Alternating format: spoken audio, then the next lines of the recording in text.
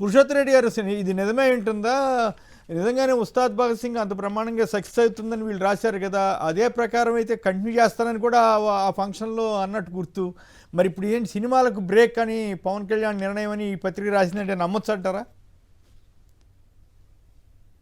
కొమ్మిన గారు, అందరికీ నమస్కారం.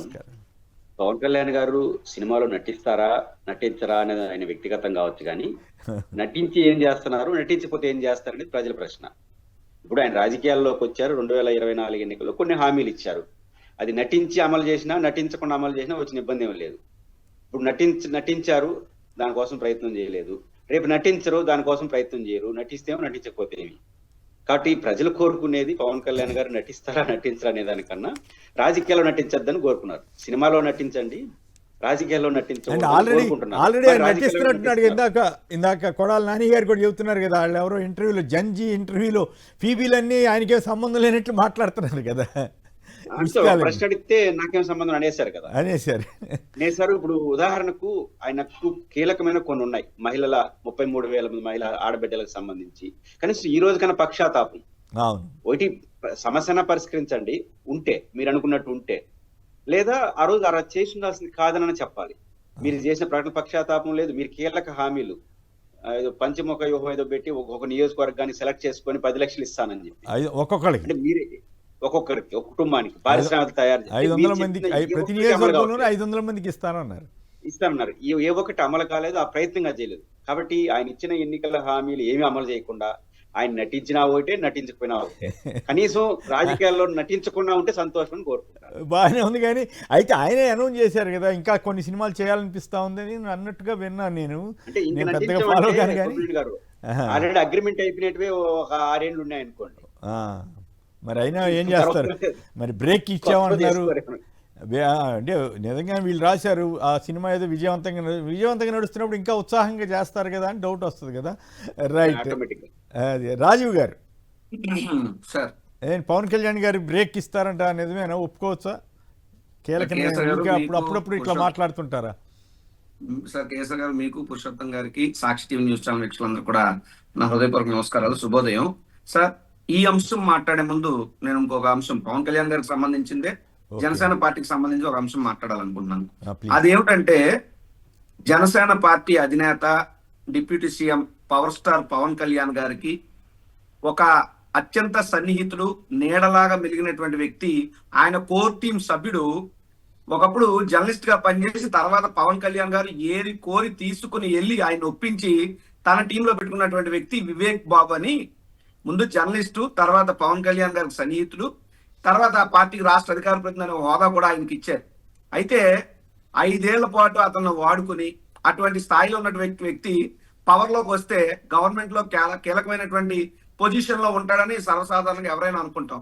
కానీ ఈ రోజు ఆయన పరిస్థితి తెలిస్తే అత్యంత దీనంగా, అత్యంత ఘోరంగా, ప్రాణ సంకటమైనటువంటి వ్యాధితో ఆయన ఇబ్బంది పడుతూ తీవ్ర అనారోగ్యంతో ఉంటే ఒక ఉప ముఖ్యమంత్రి, 2 మంత్రులు, 21 మంది ఎమ్మెల్యేలు, 2 ఎంపీలు, 2 ఎమ్మెల్సీలు ఉండి కూడా అంతలాంటి వ్యక్తిని కనీసం పట్టించుకోకపోతే, వైద్యం చేయడానికి ఖర్చులకు కూడా ఆర్థికంగా ఆయన దగ్గర లేకపోతే, ఈ రోజు ఆ జనసేన పార్టీ కార్యకర్తలు సోషల్ మీడియాలో వీడియోలు పెట్టుకుని ఫండ్ రైజింగ్ చేసుకుని అతనికి వైద్యం చేయిద్దామని ఆలోచిస్తున్నారంటే ఇంకా పవన్ కళ్యాణ్ ఎవరికి న్యాయం చేస్తారు? పవన్ కళ్యాణ్ పార్టీలో ఆ వివేక్ బాబు అన్నది నాకు తెలిసినంత మట్టికి నిజాయితీగానే ఉంటాడు, అవినీతి మార్కులు కానీ దందాలు కానీ ఏం చేయలే.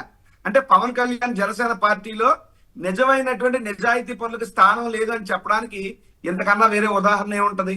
పవన్ కళ్యాణ్ అనే వ్యక్తి అధికారంలోకి రాకముందు నిజాయితీ అనే మాటలు, అధికారంలోకి వచ్చిన తర్వాత అవినీతి పనులతోనే చట్టాపట్టాలు వేసి తిరిగే పరిస్థితి.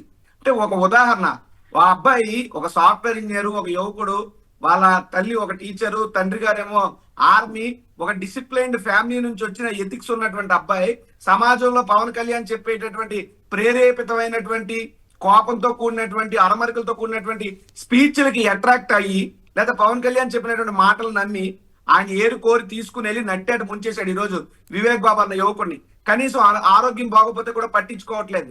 ఇదే పవన్ కళ్యాణ్ రాజకీయాల్లో ఎంత నటిస్తాడు, సినిమాల్లో నటిస్తాడు, నటించడా సెకండరీ, ఎంత నటిస్తాడు అని చెప్పడానికి ఇది ఎగ్జాంపుల్.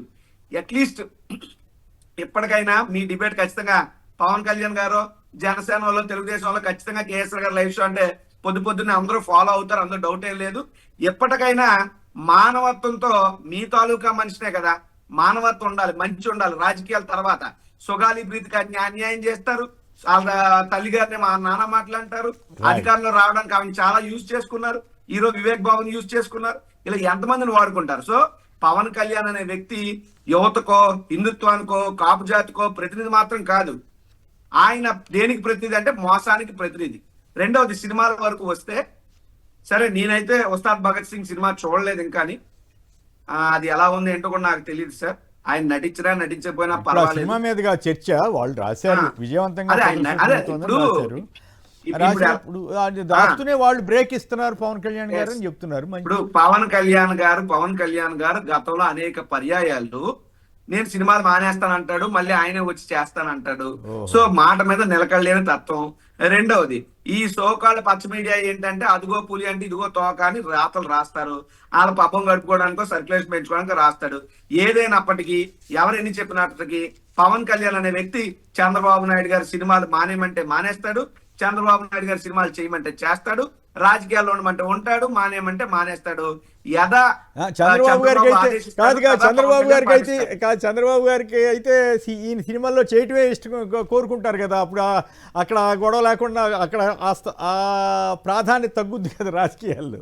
ఆ రాజకీయ ప్రాధాన్యత కాదు, ఏమో సినిమాల్లో చెయ్యకపోతే ఫ్యాన్ బేస్ తగ్గిపోద్ది కదా ఆటోమేటిక్ గా. ఏదో ఒకటి ఆయన కొడుకుని ఎలివేట్ చేసి చూపించుకోవాలంటే ఖచ్చితంగా పవన్ కళ్యాణ్ అనే వ్యక్తి ఆఫ్ స్క్రీన్ లో ఉండాలి. ఏదైనప్పటికీ అది చంద్రబాబు నాయుడు గారి స్ట్రాటజీ ప్రకారం పవన్ కళ్యాణ్ నడుస్తాడు తప్ప పవన్ కళ్యాణ్ గారి కంటూ ఒక ఇండివిజువల్ ఆలోచన కానీ, స్ట్రాటజీ కానీ, రాజకీయ వ్యూహరచనలు కానీ ఉండవు. చంద్రబాబు నాయుడు గారు ఆదేశిస్తారు, పవన్ కళ్యాణ్ గారు పాటిస్తారు. ఏదేమైనా పవన్ కళ్యాణ్ గారు నటించినా నటించకపోయినా మా జనానికి పెద్ద ఫరక్ పడేది ఉండకపోవచ్చు, కానీ కాస్త ఆయన అభిమానులు కాస్త అయ్యో నటిస్తే బాగుండు అనుకోవచ్చు. పురుషోత్తమ్ రెడ్డి గారు చెప్పినట్లుగా రాజకీయాల్లో నటించకుండా ఉంటే అదే పెద్ద ప్రజాసేవగా ఒప్పుకోవాలి.